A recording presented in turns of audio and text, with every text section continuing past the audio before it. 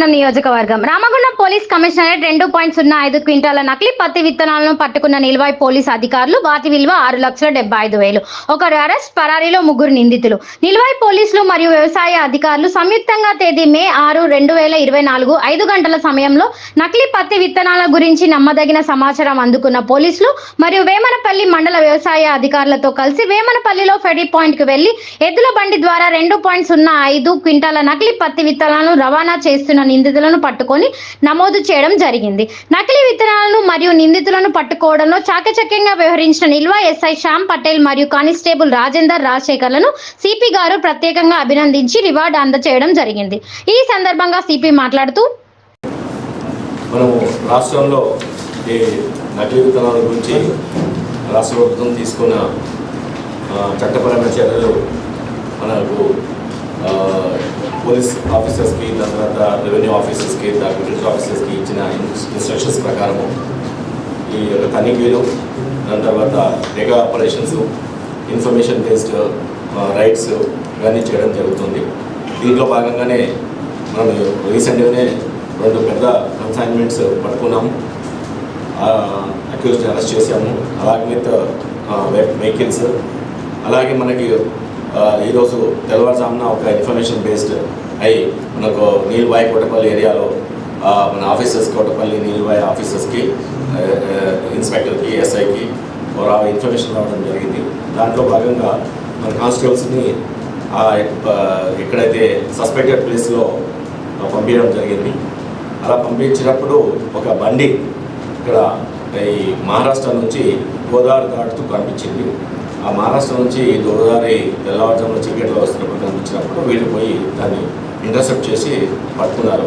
పట్టుకుని చూస్తే దాంట్లో ఈ యొక్క పత్తి విత్తనాలు మహారాష్ట్ర నుంచి ఇక్కడ ఒక వ్యక్తి ట్రాన్స్పోర్ట్ చేస్తున్నారు. దాని వెనుక ఇంకో వ్యక్తి పైలటింగ్ చేస్తూ దూరంగా ఉన్నారా లేదా అని చూసుకుంటూ వస్తున్నాడు. ఈ వ్యక్తిని పట్టుకునేసరికి ఆ వ్యక్తి వెనక నుంచి మళ్ళీ పారిపోయాడు. సో ఈ వ్యక్తిని పట్టుకున్న తర్వాత మొత్తం ఒక బుల్లక్ కార్టు, తర్వాత బెడ్లు, దాని తర్వాత 2 క్వింటాలు అంటే 200 కేజీలు ప్లస్ ఒక 5 కేజీలు సపరేట్గా డిఫరెంట్ రకాలుగా ఉన్నాయి.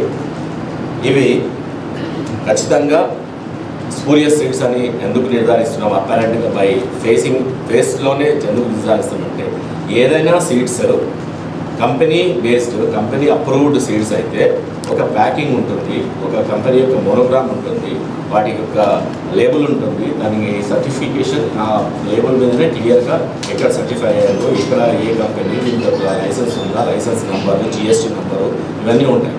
అలా కాకుండా జస్ట్ ఈ సంచులలో తీసుకొని వచ్చినవన్నీ స్పూరియస్ సీడ్సే. సో ఏదైనా సరే ఇట్లాంటి సంచులు కనబడ్డాయి కాబట్టి స్పూరియస్ సీడ్స్. పైగా ఇవి సీజ్ చేసిన తర్వాత కూడా మేము అన్ని సంచులలో ఉన్న సీడ్స్ని ఒక అగ్రికల్చర్ ఆఫీసర్తో ఆధ్వర్యంలో ఒక సీజ్ చేసి ల్యాబొరేటరీకి కూడా పంపిస్తాం. సో ఈరోజు ఆపరేషన్లో అందరినీ ఎవరైతే ఇన్వాల్వ్ అయినారో అందరినీ అప్రిషియేట్ చేస్తున్నాను. మనది ఇది కంటిన్యూగా జరుగుతాం.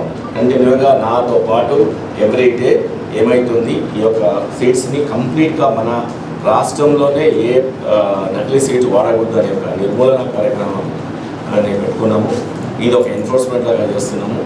దీని మీద ఇన్ఫర్మేషను తర్వాత మనకి రకరకాలుగా ఇన్ఫర్మేషన్ రావడం జరుగుతుంది. మా ఇంటెలిజెన్స్ కూడా పెట్టుకున్నాము. దానివల్ల కూడా మేము ఈ యొక్క ఆపరేషన్స్ చేస్తున్నాము.